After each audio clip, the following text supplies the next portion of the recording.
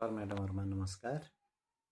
म चाहिँ आज विद्यालयको रिपोर्ट कार्ड कसरी हेर्ने भन्ने बारेमा एउटा सानो भिडियो बनाउन गइरहेको छु। हजुरहरूले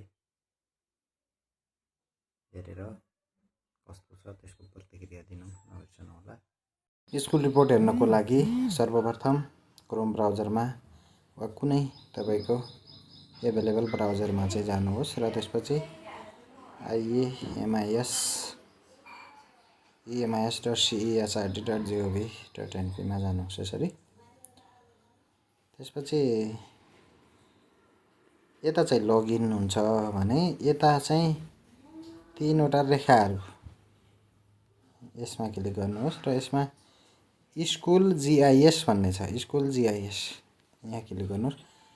अब यहाँ कुन ठाउँमा छ त त्यसको लोकेसन समेत देखाउँछ तपाईको।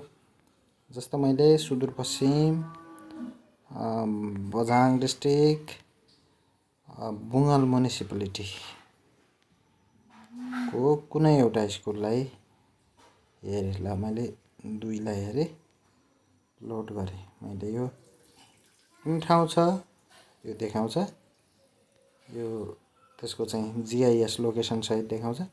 त्यसको रिपोर्ट हेर्नको लागि हामीले सिलेक्ट इयरमा जस्तो 2082 गरेर मैले यसलाई भ्यू गरे। त्यसको चाहिँ रिपोर्ट चाहिँ यसरी चाहिँ देखाउने गर्छ। र यसलाई चाहिँ